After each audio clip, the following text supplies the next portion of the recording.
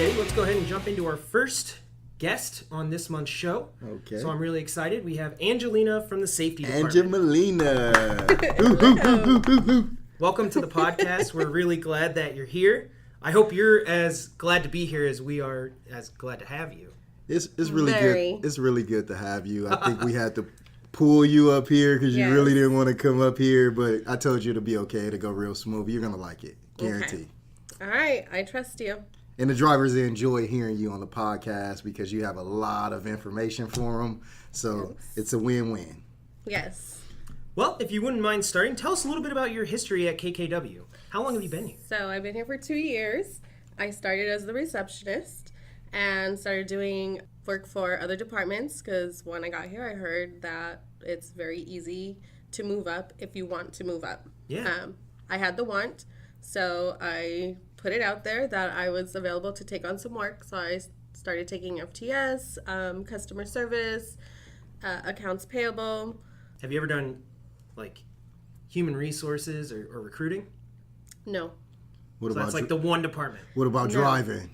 No, but So I do that's want two. to. But I want to. I really, working here, want to get my license. I know we were supposed to put you in the truck with one of our drivers and send Yeah. you up to Vegas. That is great that you want to do that because a lot of people don't want to see what it is like being on a truck. Yeah. So I am going to still set you up with that. So Okay. it might be with Yvonne or something. Yvonne, you hear me? Yvonne's cool. Yeah, I think you guys enjoy a trip to Vegas. I probably would, especially with her. She's fun.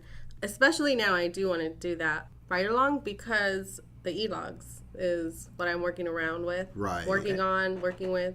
So you can learn it firsthand. I want to do it firsthand. I would like to go on a trip and only... Like interact specifically with like e-logs? I don't want the driver to touch it. I want to be the only one. Oh, you want to control the people now. Yeah. You might as well make the phone calls, too, to the dispatch. I So don't you know can about see exactly that. how it goes. Yeah. Good deal.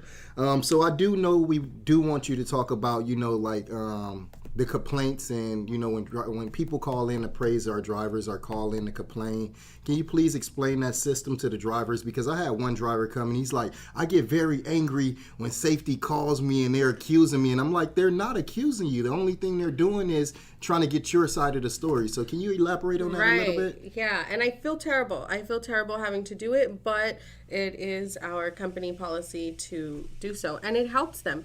The first thing I do is ask what the truck number is, the trailer number, license plate number, and then figure out who the driver is, contact the driver, and they can be having the best day, and that will totally ruin their day. Right. I've experienced it firsthand, and I'm not doing it to upset them. All I'm doing is taking the citizen statement, taking the driver's statement, logging it in, and that's as far as it goes, unless it's something very serious, or sometimes they have, like footage, they have, pictures or video, and at that point we have to turn it over to Sarah and say, let's take a look at that. We start to investigate to see. We know that there's road rage everywhere. We don't expect our drivers to be perfect. Drivers, we understand that there's a lot. Before I worked here, I used to be one of those crazy drivers. I'm so sorry to say. It's not just you, Angelina. I was one too. I was a terrible driver. I'm so sorry to say I was terrible. Thought I had the right of way, and what is this truck doing here? So it's basically just to call a driver, just to get their side of the story. That's it. That's it. Just getting their statement, logging it in. Unless we start to see a pattern, the same driver, the same complaint, then we know, okay, there's a pattern going on here. There's something going on. Then we'll start to talk to the driver. We'll bring them in. We'll talk to their manager. And sometimes it's grounds for termination if you have 3 in 1 year, because we get them on average, we get about 5 complaints per month. For Not 400 bad. trucks out there, that is not bad at all. Yeah. Not But bad. sometimes we get more, sometimes we get less. So if 3 of those are the same driver, we start to investigate. We don't immediately say, you're cut off.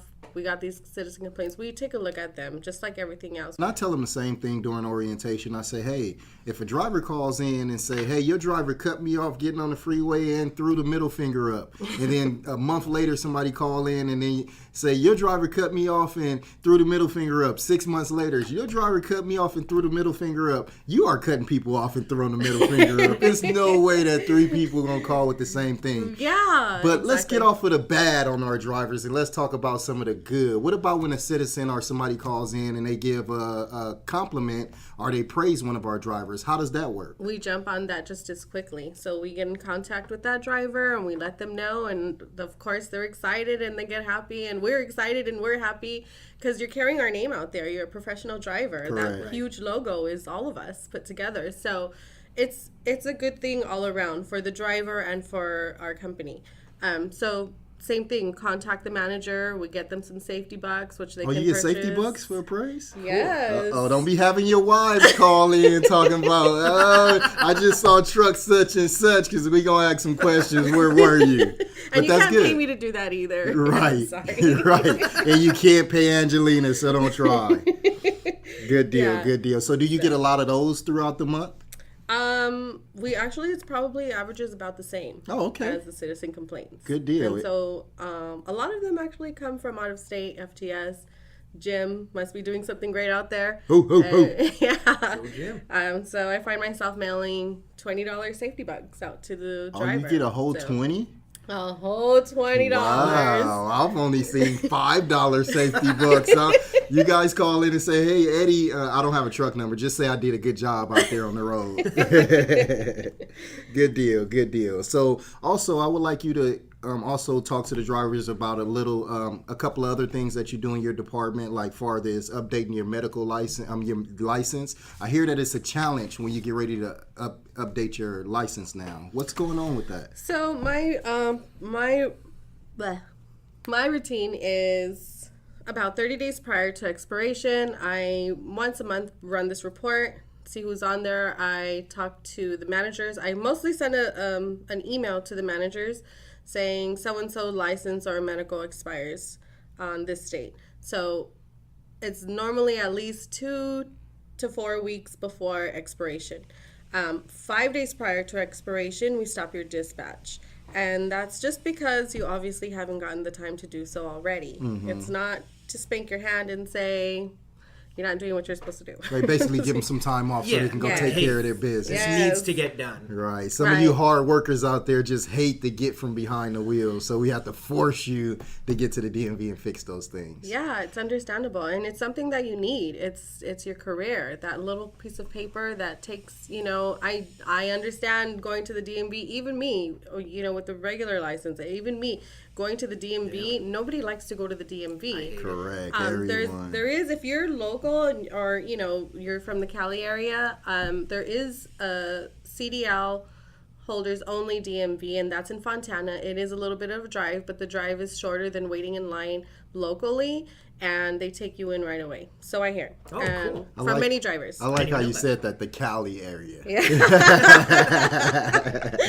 Yeah. Good deal. So what's with, I hear one of our drivers, it took her a whole month to update her license. What's going on with that? So now anybody who holds the California license, CDL, Class A, B, or C, you have to provide proof of residency along with your birth certificate. Sorry, your birth certificate, your proof of residency, and I think just those two things. You do have a list of those things that the driver will need. Yeah, and it's also in your employee or driver handbook. Okay. Just a reminder of what you need to renew your license and your medical. Of course, you can choose to go to your own clinic when you're renewing your medical, but we do not reimburse. Gotcha. If you choose to go to the clinic that we send you to, we pay for it. We give you the slip. It's done deal. So it's easier and it's best, unless, of course, you like your own doctor. Mm-hmm. Some drivers just don't like change and like to go to the same doctor, and that's understandable, but we do not reimburse. We will only pay for who we send to our clinics. They must be registered with FMCSA. So, and anytime you're going to renew your license or your medical, I need proof of everything. So we need to have that in your files for auditing purposes. So we'll have your medical certificate. You get a long form every time you do your medical, but we only need the medical certificate. It will always say medical certificate on there. It'll have a national registry number and the expiration number. Okay. So I need that along with a DMV receipt. So I understand not all states give that DMV receipt. Some of them just give a stamp. I'll need that stamp. Some of them, like Arizona, I understand they don't give anything, but we can run it online and I'll print that out and that'll count as a receipt. So, but California must be DMV receipt, and medical certificate. So it's not to where you just go take your medical and then carry the card in your pocket anymore. You got to actually take it to the DMV? Yes. So you'll walk it in. I'll need a copy before just in case they keep it. Do not drop it in the drop box because when you drop it in the drop box, they don't always pick it up on time. And again, we cannot release your safety hold. You cannot drive. It's still considered expired unless we have those 2 items. So you want to walk it in and get a receipt. They will not give you a receipt unless they punch it in right then and there and it's in the system. So it's done deal. Do you, can I have you stand in line for me? No, I'm just kidding. Well, actually, if you do need any information sent out, a reminder or anything, I mean, I do a monthly email that goes out to all the drivers, so I can put something in there too. I don't have to put it on social media, but I can include it in our email. That'll work. That'll be great. So our next thing, it takes us to the roadside inspections. So don't you handle that as well, don't you? Yes. So when you're a new driver and you come in, that's part of my welcome spiel is when you go through any DOT inspection, I need all original paperwork, because because you can have a violation on there that is not yours. They basically have a master that they fill in with your company name, your license number, and then they send it off to us. So always before you leave that inspection, check your paperwork and make sure what they have on there is correct. Sometimes, a lot of times, they send us, I'll have a driver come in and give me an inspection and say, but he didn't give me a ticket. And clearly on there it says citation number. That means he gave you a ticket. He didn't physically give you the ticket, but there is a citation issue. So, and most of the time that's because you have to get something taken care of. So, original paperwork is very important. Interesting. Violation or no violation. If there's a violation, we have our protocol, which I'm sure most of you already know about. Do you want to go over the steps? You can really quick. Yeah. So, first offense, verbal warning. Still, just sign your verbal warning. Hey, just, watch out. Second offense, and this is all within a 6-month period. So second offense is a written warning. Third offense is a written warning and mandatory training, most of the time with you, Eddie, which normally takes, 15 to 20 minutes, I would say, which is not much. Fast. So again, company being very lenient. So the third offense, and this is within a 6-month period again. So say the third offense, we'll take a look at all 3. So say the first one has to do with not doing a pre-trip. The second one is, HOS. Sure. And then the third one is having nothing to do with any of those 2. So then we'll still do the training on all 3. But if we see there's a common denominator there and there's all 3 of them are not doing your pre-trips, then that's how we're going to know what type of training that you're going to need. Correct. Fourth offense is going to be a mandatory suspension. And again, we're going to go through all 4 and make sure, hey, maybe this one wasn't so bad. We'll take this one out and we'll go back to, this will be his 3rd instead of his 4th. Right. And fifth offense will be grounds for termination, but again, that rarely happens. We'll check to see if you're a careless driver or what the issue is. And that is in a 6-month period. 6-month period only. Okay, yeah. Perfect. Good deal. So what's going on with this Blitz week that I'm hearing about? Everybody's. We didn't go over the no violation. Oh, let's go over the no violations. I'm sorry, I jumped the gun. No violation. So inspections with no violations are, of course, your $5 gift card. $5 gift card. $5 gift card. So we'll have most of the time we have Starbucks, In-N-Out, Carl's Jr., or you can opt to use Safety Bucks, our company Funny Money. Oh, okay. So what happens if I bring back 5 road inspections in a 6-month period? Yes, it does happen, and you guys get so excited because after the 4th, the 5th becomes, instead of a $5 gift card, it's a $25 gift card, and it's for Walmart. Get out of here. $25? All right, good deal. We all like Walmart. If you're a trucker, you love Walmart. I mean, what can you not buy there? Seriously. Do you get some of those?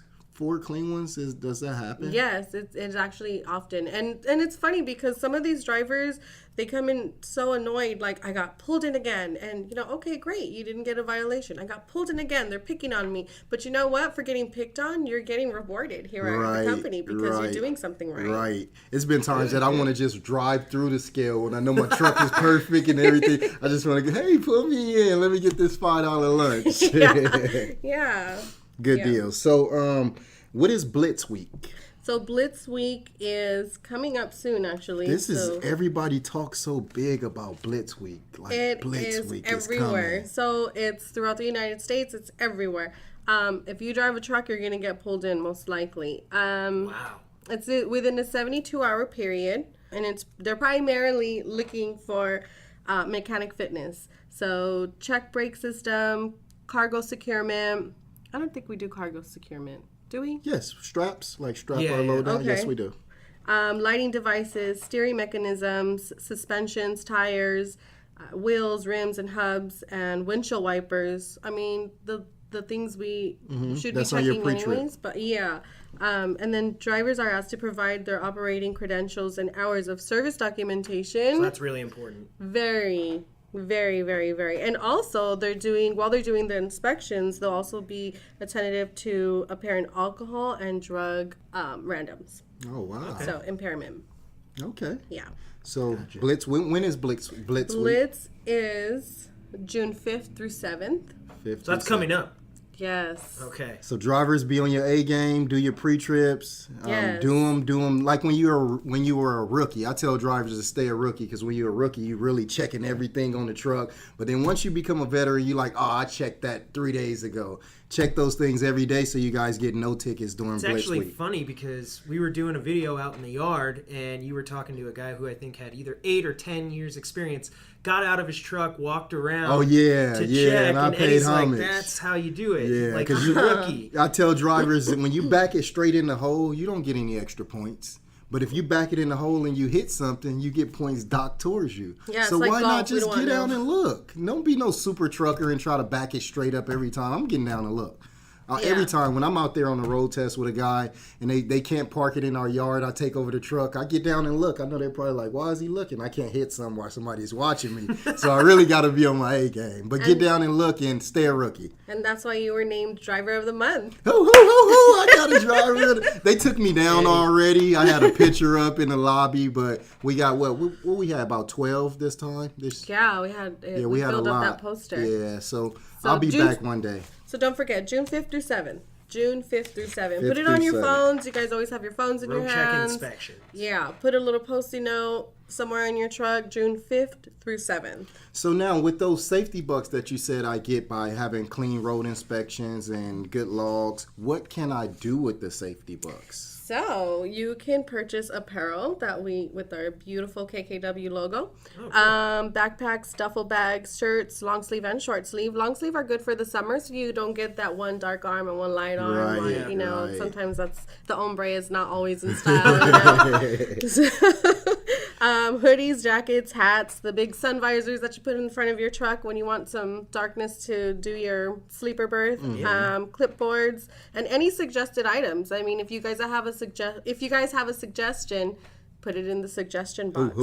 Also with those safety bucks, Maria downstairs in dispatch has her store where she has her toiletries and healthy snacks and healthy candies. Yeah. So you can buy that stuff with your safety bucks? Yes. Really? She accepts that cash. Wow. Yeah. I need a store here. That is cool. And besides the safety bucks, I mean, we also take payment in combination. So we accept check, cash, and safety bucks. And we can do those all combined if you want. Cool. Alrighty. So last thing we want to go over to see if you had any safety tips for our drivers out there. Is there anything you would like to tell a driver that's out there running on the road? Anything you can run across the driver? Just any tips that you have for our drivers on the road? Maintain your lane and your confidence while you're driving, especially if you fear that you're going to get into an accident. Just maintain your confidence. I think when you panic, that's when things can go from wrong to really wrong, you know. So I think that's just the only thing, is just be patient on the road. I know it's easier said than done. I mean, I'm guilty of it and I don't drive a truck, but you know, I think that's it. Good deal. I think you will be a great truck driver just by saying that. You know, keep your patience. That is the key, because a scared driver is a bad driver. That's what I tell everybody. Yeah, and enjoy the view.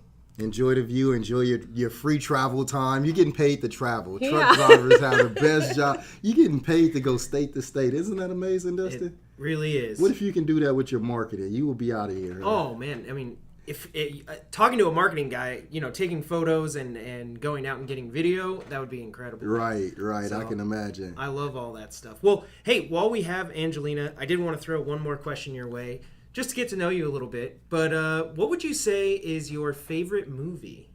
Oh my gosh. I have tons. I can't even think of one. Because of course there's so many good ones. I would say Dumb and Dumber. Really? Oh, so you're goofy. You like to laugh. Huh? I just love it. I love it. I like that movie too. Let me change that. Because, I have kids, but even when I didn't have kids, Toy Story. The original Toy Story. Oh, that is a classic. My favorite cartoon movie is John Incredibles. What? No, not John the Incredible. That's the pizza place. That's a pizza I was like, The Incredibles. That's what it is. Yes. Incredibles. Yeah. They're actually coming out with a sequel. A 2, yeah. I love The Incredibles. I love Dash. I just like the whole little everything. I like Toy Story too. I love Toy Story. And I have 6 siblings, and my parents, we all have a group text, and it's like on a daily, and we're constantly quoting lines from Toy Story. So I think that's cool. why it's my So favorite. since Dustin got to throw one more at you, I get to throw one more at you. Just one more. What is your favorite music? I love music too. It depends where I'm at. If I'm here at work, I always throw on the shuffle, and it goes through, all my crazy stations. Right now I have my Christian station on, where it's more relaxing. I was trying to just, relax and be positive. When I'm in the car and there's traffic, I put on dancing music so that I'm not in a bad mood. And, I love all genres. Give us one artist though. One artist. I don't even know. It's actually funny you bring that up, because I was following my fiance home from dinner one night, and we're stopped at a red light, and Michael Jackson, Pretty Young Thing came on, and I'm dancing in the car, right? And she calls me, and I was like, hey, what's up? And she's like, what are you doing? And I was like, oh, sorry, Michael Jackson came on. So you big Michael Jackson fan? Oh, yeah. Yeah, he's good. I would have to say Robert Plant. Okay. I love Robert Plant. He's just good at everything. I've seen him on Jimmy Fallon. And he was singing Duke of Earl, and I just fell in love with him at that moment. His voice was just perfect for it, and I'll be seeing him in concert soon. Oh, cool. Yeah. We got tickets? Yeah. Oh, you guys heard that. I was pointing at me and Dustin when I said, do we have tickets? And she said, yeah. So it's in we're going to hold you it's to be it. a cool it's thing, on. So. All right, good deal. Well, it was a pleasure having you here, Angelina. Thank you so much for coming on the show. You did a wonderful job. I told you it was easy peasy. I know. I was nervous you guys were going to, I don't know, make me feel like... I know, before we started, I was like, let's start the interrogation. Right. Yeah, Dustin tapped me let's go for it. We got a nervous one in here. Yeah, I was sweating at first. I was like, ooh, and I'm one to bring in my jacket every day. So today I was really hot. Good deal. Well, I'm pretty sure the drivers enjoy the information that you put out there. Yes, and call me if you ever have any questions. Call me. Yes. Call her. All right. And I'll be sure to put some reminders in the monthly emails, so check that too, about the road inspections and then any of the information we talked about. All right. Perfect. Blitz week is coming, guys. Let's be on our A game. Thanks again, Angelina. Thanks for coming. Thank you. All right. And we are back. And this time we have a new guest. Layne, how do you say your last name? I pronounce it Muzanowski. Muzanowski. Okay, I think I've mispronounced that on this show. I've said Muzanowski, I think. So my apologies. But it's great to have you here. Thank you. Glad to be here. Of course, due to some scheduling conflicts, Eddie will not actually be a part of this segment. He was originally intended to be on here, but things happen. We're also recording in the KKW gym.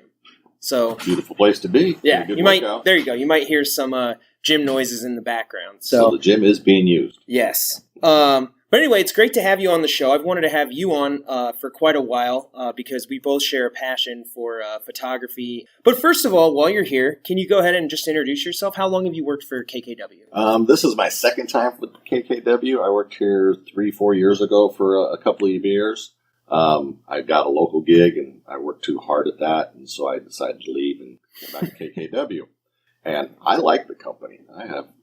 Everybody here is just fabulous. It's like one big old family. It's a bunch of friends, and it's all good. So. Well, it's actually interesting, you bring that up because I started recording some testimonials with some of our drivers, and that was kind of a common theme throughout was that, this this company's kind of like a family. You know, Dennis has really kind of set a high bar when it comes to that. Everybody is friends. You know, you're not just a number. Right. So, yeah, that's something that, you know, I've heard time and again.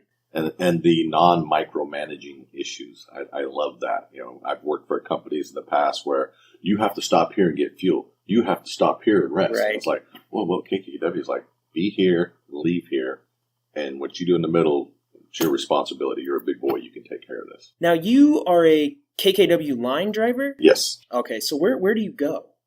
All over? Pick a place, yeah. 11 Western states. Went to Texas earlier, El Paso, Washington. I haven't been to, and I don't want to curse myself, but spring is here. But Idaho and Montana have been kind of off in the distance. I haven't been there this winter. Gotcha. So. Now, do you have to do any chaining regularly, or do you just run into that occasionally? Gosh, occasionally. In fact, when I worked here last time, 4 years ago, they had snow in Portland. And they were issuing chains in Portland downtown. I'm like, wow, this is kind of crazy. And I put them on. I drove like 30 miles, and then I parked for the day. And then the next morning it was slushy, so I took them right off. So awesome. Yeah, it's one of the things, you know, of course, in the safety department, they always ask us to bring it up. We had Sarah on the show, I think maybe 2 or 3 episodes ago, talking about, you know, chaining and the importance of it. But while we have you, I did want to ask you just straight up, what's your favorite snack while out on the road? Ooh, I'm a cheese jerky and boiled egg kind of guy. I mean, because I can pop the eggs in the refrigerator, pull them out, they're cooked, they're ready to go. Cheese, the same thing, and they're all high protein. I like to stay away from the carbs because that keeps me out of the gym. Sure, I'm beef jerky. Right. You know, that's just how it goes for me. Exactly. So. It's expensive, but I'm willing to pay the price for the dried out. It's quite good. It is. Especially if you get a chance to go to any of those like little stands where you're not just getting like the, you know, little service station or gas station jerky. Right. You get the pretty good meat ones, the elk and the wild boar. Like, wow, it's pretty awesome. Yes. All right. Well, since we have you here, I definitely wanted to talk about photography.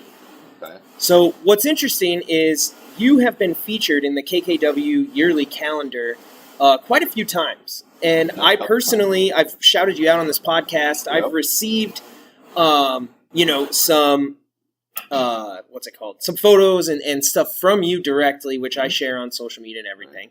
So I wanted to start by saying, you know, do you have a message for any of the drivers who might be interested in submitting a photo for the calendar? Got to take pictures. You know, if you don't pull over and get out and take a quick picture, it's only a fraction of a second. It's not going to happen. You know, and drivers, we get to see things that very few people that have office jobs will ever see. So that calendar goes out to people, our customers, and people in this building, and they're indoors. They don't get to see what we see.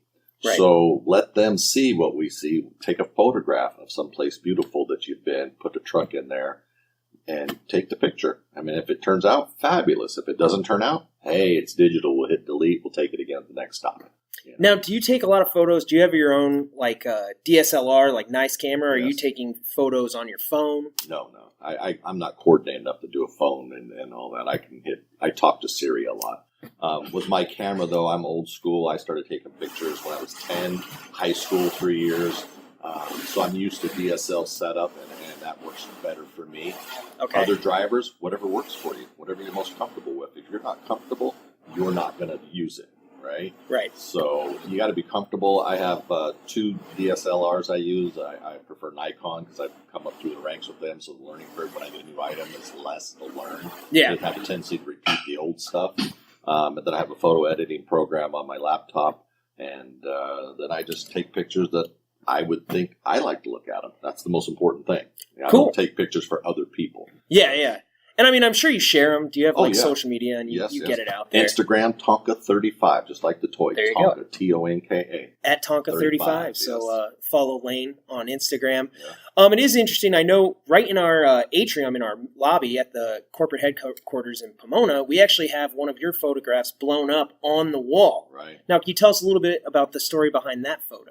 That was the morning I was relatively new with KKW, and I was driving into Utah first time through, and I came into this valley and I'm like, wow, what a beautiful place, you know. there was absolutely nobody on the road for miles that I could see in front of me or behind me. So I pull off the side of the road and I get out with my camera and I'm walking around taking pictures and just enjoying the quietness of the morning, walking through the desert there a little bit, and took that picture. I sent it to somebody. I don't even remember who.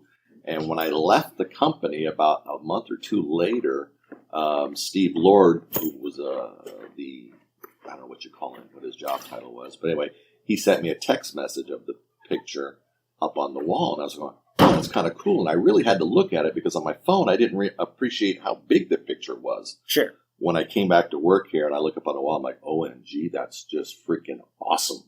And it's crazy because, using the DSLR, it's what gives you the ability to blow a picture up that big. Right, It has so many more pixels. Right. And to me, it's really cool because when I came in for my job interview here, that was one of the first things I saw was that photo. I'm waiting in the atrium, Right. And I didn't know if that was, professionally taken or how that had all come to pass. And then, I find out the story that it was one of our drivers, which I'm like, how cool. Well, and there's that question everybody in their mind, was it professionally taken? The only difference between a professional and an amateur is getting paid. Right, that's true, yeah. And so I was like, well, yeah, I was an amateur, but I did get paid, so I'm kind of a semi-professional. And, there you go. I try to push more and more professional, but I'm not full-time yet. So. Well, have you ever been paid for any of your work? Oh, yes. Oh, okay. On Facebook, I've had people that I used to work with 25, 30 years ago see some of my pictures. And I actually have a friend who has this amazing house that overlooks 3 cities, Humboldt Bay, and the Pacific Ocean. And the back of her house is all glass. And yet when you walk through her front door, there's one of my photos that she had blown up 25, That's 30. cool. Yeah. It's like this. To me, it's one thing for people to like your pictures online and give you compliments. And I appreciate that. But then it's another thing when they actually purchase it, contact me, and I get it to them. And they blow it up and they hang it in a very prominent place in their house. To me, that's the ultimate form of flattery. Yeah, right. Especially getting to walk in and they have that whole setup with all the different photos. It's like, here, you walk in here, the atrium, boom, there's my photo. That's the biggest form of flattery to me right there. It's like, wow, thank you. Money can't replace, it wouldn't hurt, but it can't replace that form of flattery. Right. Somebody looking at your big picture on the wall like that. Because then everybody starts thinking, what, who, how, what, why did that get taken? Wow, that's amazing. So, yeah. Well, and the other crazy thing, too, is I always get in my inbox, I see messages from Dennis, from all the people throughout the company. One of my favorite photographs that you've sent out was your truck when it was in that snow forest. Yeah. That was a very cool. Gates of Mount Lassen, south entrance on Highway 36, the beginning of April. Freak snowstorm came through, and I was leaving Susanville, headed over to the valley in California. And I was like, well, all this snow up here. Nobody's on the road once again. So I pull over. Right. I just start walking around the truck taking pictures. And, you take enough of them, eventually you're going to get 1 or 2 good ones that are decent to show to people. So hey, that one was fantastic. I mean, there's so many. There's one with your truck in front of Mount Shasta. There's the one with the rainbow. And then there's I think you've done some desert ones and all kinds of different locations. And unfortunately, the situation is dictated. It's not like with a truck you can go, I'm going to take a picture here. Because then if you plan on doing that, you're not going to get there. The weather conditions aren't going to be right. Something's going to prevent you from doing that. You have to be, as a trucker, you're just driving along and you recognize that the sunlight is in a special place, the clouds are in a special place, the snow is whatever it is. And you go, this is a place to take a photograph. Well, that's what's crazy about photography or even video in general is, you run into those moments where it's like you see a sunset coming, but to get to the location, by the time you get there, the sunset's gone. It's gone. So you got to pull over, if you have a safe spot to pull over, and you have to, work with what you have. You may have to sit there for a few minutes and wait for the sun to move while you park early. And it's situations dictated by forces other than I. I just push a button and do some computer stuff. But the clouds on Mount Shasta, that's Mother Nature. The sun hitting it, that's, we're the third rock from the sun. You got to be aware of the sunset and the sunrise. Right. Because that's the best lighting. I have to say, you guys hear this now, right? That's the best lighting. I'm telling you, sunrise and sunset. Pay attention, not high noon. Yeah, it provides good color, too. It's beautiful lighting. You can't beat it. All photographers will tell you sunrise and sunset, So I do have to ask, are you going for the cover of the calendar this year? Oh, yeah, I'm going for the whole calendar. There you go. All right. I'm on every month, baby. That's how I'm going to roll this year. It's you already got probably maybe 5 or 6 that I'm like, those are probably, calendar worthy right there. Well, then my other angle on this is I want to make it tough on the judges. Got to make those guys look at the pictures and really scratch their heads and go, oh, my gosh, what are we going to do? Let them fret about it. I'm just going to put out the best I can. And if there's other photographers out there in the company who are putting out great pictures, fabulous. I would love to see other people's pictures because sometimes I get tired of looking at my own photos. Well, and it is cool to see just other, not only other people's perspectives, like where they are, and right. but how they might frame a shot, because it's very different. Once you figure out kind of how some people do the shots from behind the driver's side door, looking at where they're going. Right. You have some people kind of, positioning the truck as a really small object in a big setting. Right. Then you have, the truck is the main focus. There's a lot of different ways you can set up. And sometimes I'll see somebody else's photograph and that will give me an idea. Ooh, I'll work that angle a little bit different, Well, I think I told you the other day about the truck across the road and the reflection in the water kind of gig. Oh, yeah. So that might be happening. I'm going to see if I can't make something like that happen. And I Very really cool. like that come across Salt Lake. That was really neat. All right. Well, before we, kind of let you go here, when it does come to just photography, so if you're, just giving any advice to any of our drivers who they're going to pull out their cell phone and get a truck, what would be your number one tip? Oh, number one tip. Well, obviously, like I said, sunrise, sunset. Okay. Best lighting. The second tip would be take lots of pictures. Don't just jump out and take one picture, because chances are you're going to have a little bit of blur. Or the camera's not going to, if you use autofocus, it's not going to focus as sharp. Take 5 or 6 pictures from the same exact spot, and then move and take 5 or 6 more from the same spot. Wait for the sun to move. Change it. You've stopped. You put in the effort. Work it. Go all the way around your truck and get pictures of different angles and stuff like that. Take lots of pictures. Okay. You've got lots of memory in those phones. Yeah, I agree. I think that in video, the old adage is never stop recording. Right. Just once you start, just keep recording. We can edit later. Yeah, we can always figure it out. There's things you can do with post production. Right. Like you said, on your iPad. iPads are incredibly powerful. Oh, yeah, they're huge tools.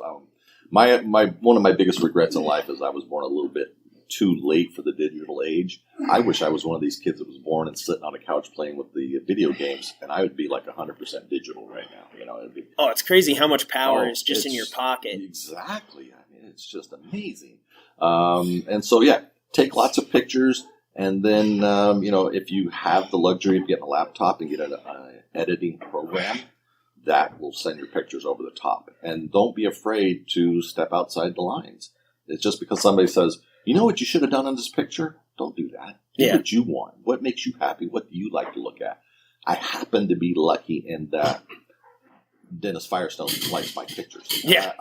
I am so happy. I think most people like your pictures. Yes, but I'm especially happy that Dennis likes it because it's up on the wall up there, and I get calendar stuff like that. And I'm truly grateful. I'm also lucky that I think it's in my DNA, photography. My grandmother 100 years ago was a photographer. My father in the 60s was a photographer, and apparently it's been passed on to me. So you've been doing photography your whole life?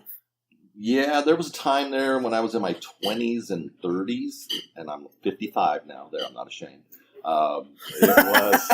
It was expensive back in the film days. Oh, yeah. And I would send in a roll of film, spend $20, $30, and get back nothing.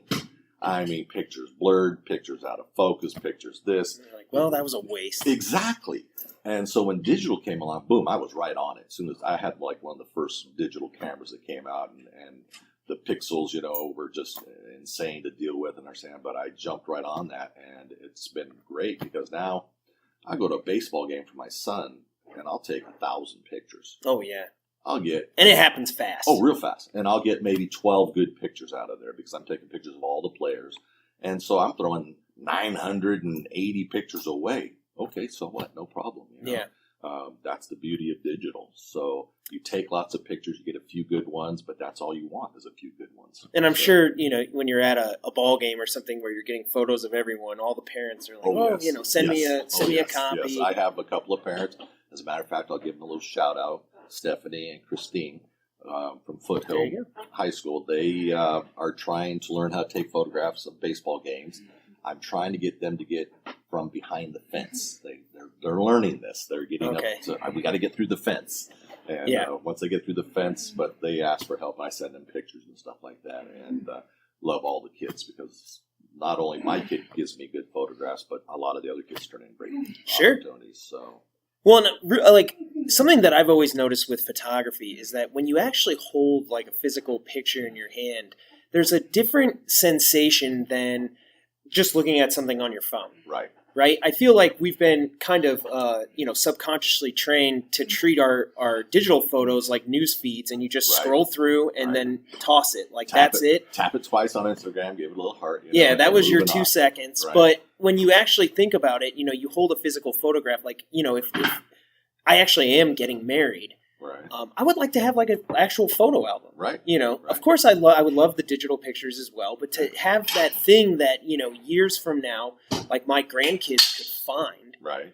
And be like, oh my gosh, look at these. Right. You can't lose that. No. You could physically lose it in like a fire or something. Right, you could, but there's something about holding it in your hand. I mean, like I was telling you the other day, most people will say, can I see that?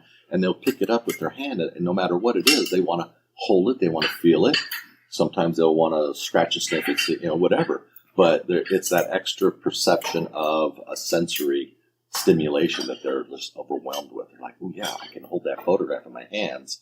And it just brings them that much closer to it. Whereas with digital on screen, you can see it now. But like you said, there's something lacking there. And it's only because you're only using one sense. You're looking at it. When you scroll, you don't feel anything. Right. That's the whole purpose of scrolling is to just, you scroll, you see, and that's all there is to it. But when you print it up and you hold it in your hand, you're like, oh, wow, I can hold it above my head over here. I can move it around, and people love that. Well, Layne, that'll actually do it for our segment. Sweet. But I'm really glad we could get you in here to come on the show. And I'm really excited to be announcing that we're going to be formally taking photographs for next year's calendar. We want to get it out on time. Right.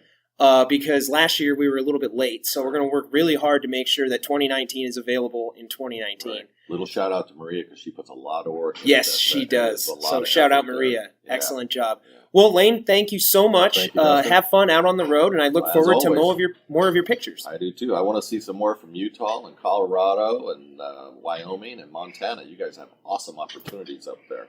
So hopefully drivers up there will start sending more in. All right. Well, we really appreciate it, and hopefully we can have you back on the show. That'd be excellent. You bet. I will. Thank you.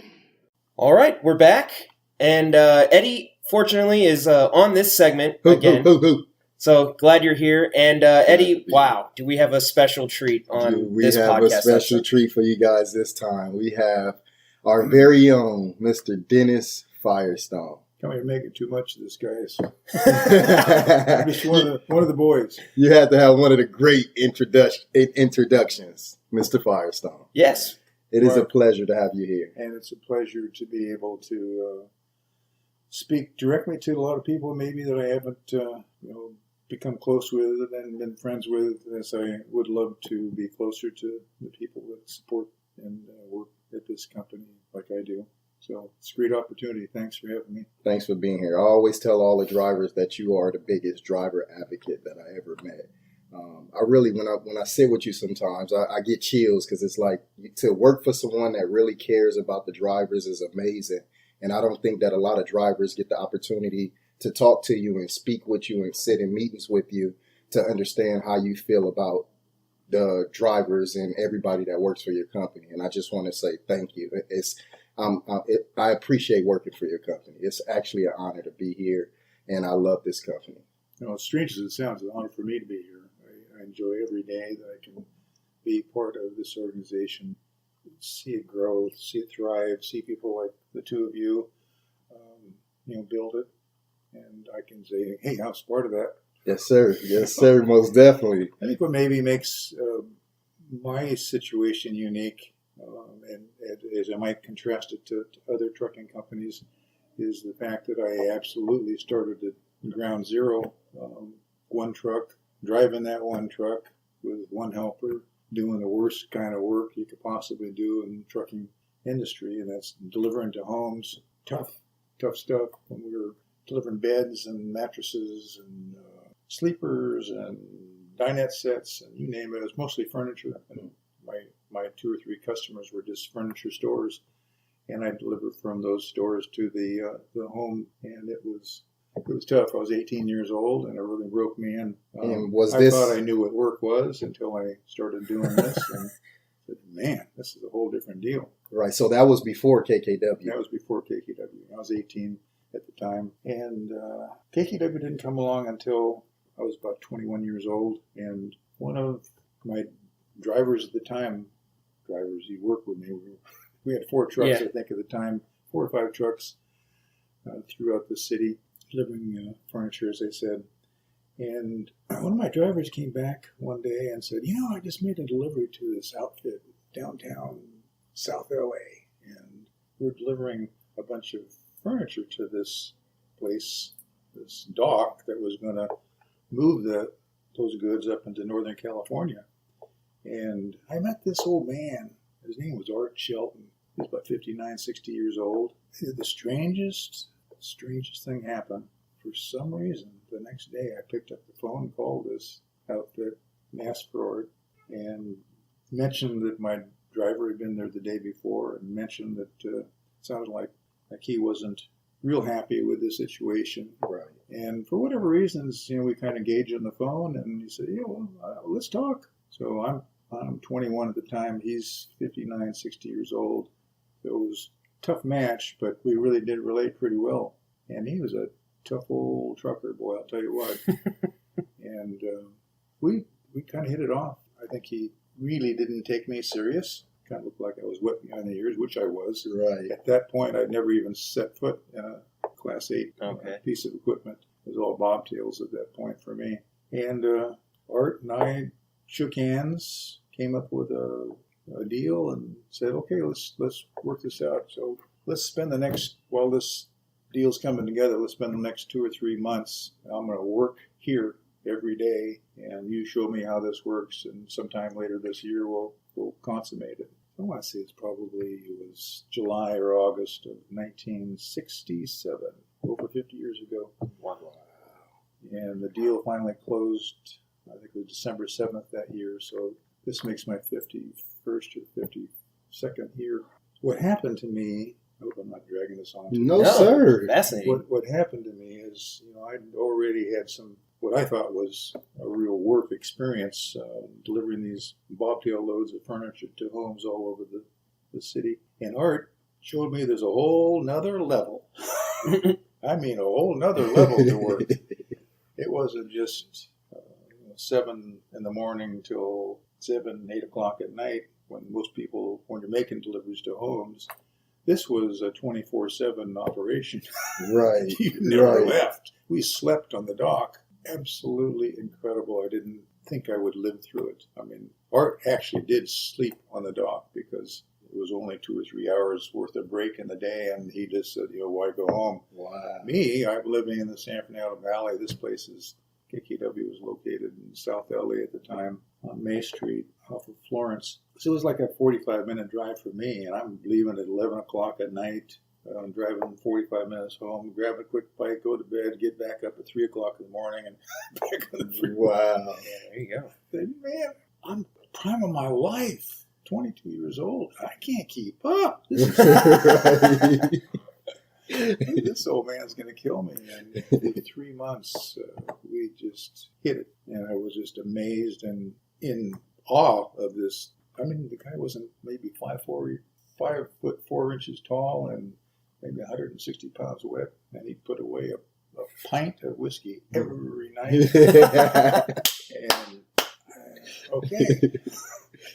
At the time, the company consisted of 9 drivers, 4 warehousemen, 3 loaders, and 1 receiver, 2 gals in the office, and Art and myself. And he began to teach me the business. And it was a long, uphill battle for me. Wow. Yeah, highly educated. But that was a start. That was circa 1967. And now, so, I mean, through, I think, conversations with Lynette on the show, there was an office in Compton. Gardena. Gardena? Yes, sir. Okay. Right? Yeah. First. Well, let me quickly go through that. Otherwise, I'll be here all day. But this was on May Avenue, and what we had at the time was 2 trucking companies cohabitated in this little outfit. It was 12,000 square feet, probably no bigger than our shop out there in the back. Okay. And we would literally unload and load 2 or 3 truckloads of furniture across this. We shared the dock, so I only had 6,000 square feet, and we squished all this into this little building. It's way, way too small. Yeah. So I think one of the things that I was able to add to the organization, maybe why we're still around here today, besides hard work, is innovation. I think that's one thing I've been able to bring to the party. Is I've got a very creative and innovative attitude and view of how can we make this better. So one of the very first principles I got to understand back in '67 was we had 9 tractors and 9 trailers, and we were delivering furniture to Northern California. So we'd have to wait every day, every night, every wee hours in the morning for a driver to get all the way back from Stockton, from Sacramento, from San Jose, back to Southern California before we could load it again. We used to come back empty. There was no such thing as backhaul. It was a furniture van in those days. So those folks would end up here at 2 o'clock in the morning, 4 o'clock in the morning, 6 o'clock in the morning, whenever, if they were able to stay up. This is before logs, right? Poor guys were 24/7 driving too. Wow. So we'd wait there and wait there and wait there until sometimes 6, 7 o'clock in the morning, and we got new inbound goods coming in, and it had a place to unload the dock. There's no traders that arrived yet. I'm thinking, well, why don't we have some extra traders? They're fairly cheap, so we could load those while the drivers are still coming in, and the driver could just turn back around and go out. Right. Before logs. So the very first thing I said, we gotta have more traders.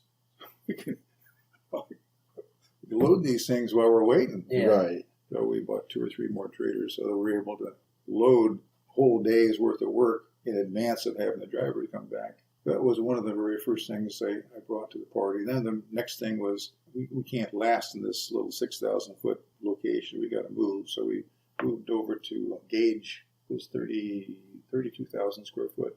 And that made a big difference. We made that work for 2 or 3 years before we ever went to the Gardena facility that you're referring to. Yeah, and I've seen some pictures from that facility as well. Yeah, Gardena was like 70,000 square feet, so it kept moving up. Okay. But we're still much involved in furniture. That's all we really did.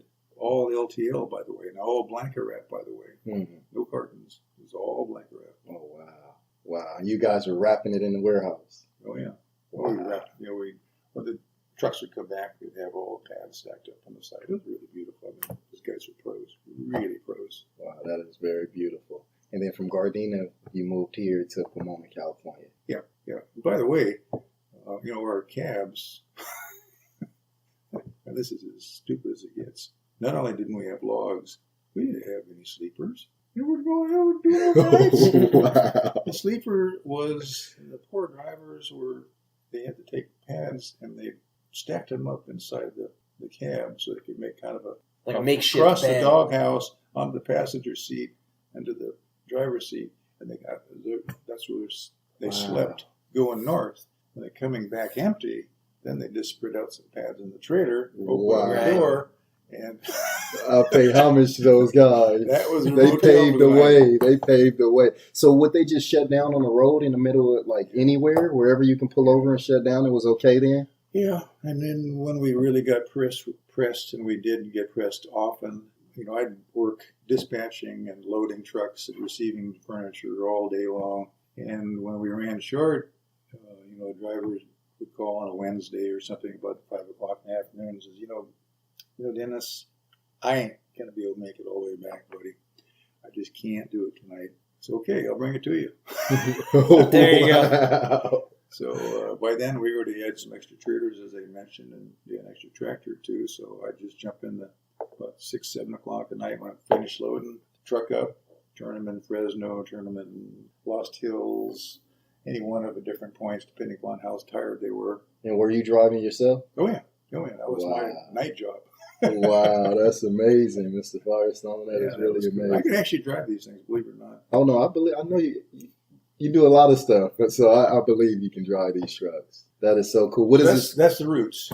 That's the roots. And what is the square footage now? Yeah, this building here is almost 100,000 square feet. And we've got the shop and some other accessory buildings out there. Now this building, I think it's been mentioned again on this show, but it was designed by you, right? Yeah, right. Yeah, it really followed. If you want to go another few years forward here, I'll take you to the next chapter, which is we were 100% LTL furniture, and we were in the beginning just California. The next step was to go interstate with furniture LTL. So we blossomed out into the western states, and we're servicing all the neighboring states with LTL furniture, including Salt Lake City and Arizona and Northwest. Back in about, we already moved to Gardena, back in about 1982. I don't know exactly what it was. It was May the 5th, 1982. We came to a point in our growth or our journey that we just couldn't support the business we were doing. The rates wouldn't support. It was just after deregulation. Couldn't raise our rates and couldn't support the kind of service we were providing to the customers. So we had to start putting some new thoughts and how are we going to evolve this into something that is going to be more streamlined, where we can make some money at it and continue to grow. So we moved into what at that time was very novel and one of those new creative thoughts. We decided that we were going to go ahead and consolidate furniture. So we found a customer or two, big customer. I'm talking about in those days of John Brunner's, Sears, JCPenney's, Levitt's, and we sold them on the concept of consolidating their goods in Southern California, building them into truckloads, and then moving a truckload, not LTL, the truckload to their different stores or distribution centers. But in that day, that was unheard of. You didn't do truckloads. So was that before truckloads? This is literally before truckloads. Was that like a hard sell? Rates. Did you actually have to? These people were like, I don't get it. Yeah, and you had to get them on board. So we really kind of came up with this whole concept of, let's not bring you 15 or 20 different LTL shipments. Let's bring one truckload that consists of 15 or 20 LTL shipments. Right. That we've consolidated in our dock. At that time, we couldn't legally do that because LTL companies couldn't consolidate. They couldn't put these goods together and make one order out of all these different separate orders. Right. So we started a warehousing company called Furniture Transportation Systems, which was just strictly a warehousing company. Their sole purpose was to receive furniture, consolidate it, and then tender it to KKW to deliver it as a truckload. And that just went over big, real big. Wow. That really changed our course for the future. So is this something that you saw other companies doing, or is this just your innovative mind just came up with? I'm sure I got the hint, the drift from something else we've seen happen, but it made so much sense for us. We were watching these bigger customers receive all these bits and pieces of LTL all day long from different companies. And why are you doing that? Why don't we put it all together in one truckload and bring it to you whenever you want it? In fact, if you want, we'll just leave it at your dock and you can unload it at your convenience. Wow. There you go. Yeah. So that was the beginning of Furniture Transportation Systems. All right. FTS. It's amazing. Amazing story, sir. Really amazing. I don't know, maybe you want to make this into 2 or 3 chapters. Yeah, I know. I mean, we probably keep going. I can go on. I don't want to bore you guys. No, that was awesome. It was never boring. It was actually great to hear the story, and we shall continue. But it's an honor to hear that and just know the story behind KKW. It's really amazing. A few stories to tell, so we will have you back as a guest very, very soon. And I just wanted to say again how much I appreciate everything the listeners here do for us. It's so unfortunate that we have the want and wish to be able to hug each one of you, but it's rarely we get a chance to see it. I mean, your life, your task, what you do for us, and we appreciate so much, is just to almost live on the road. And I can't say how much I appreciate what you've done for us and how far you brought this company. I feel the same way. And you're such a great guy. I just want to throw this out here, because anytime somebody like Mr. Firestone, you're the man, or thank you for this, you always turn it back around and say, no, it's because of you. You're just that type of person. And a lot of drivers don't know you personally like I know you. And I always tell them, like, Mr. Firestone's a really, really great guy. He appreciates every one of his drivers. And I really do feel that from him. Thanks. No problem. Thank you, sir. And thanks for coming on the show. Thank you. All right, there we go. It's a wrap.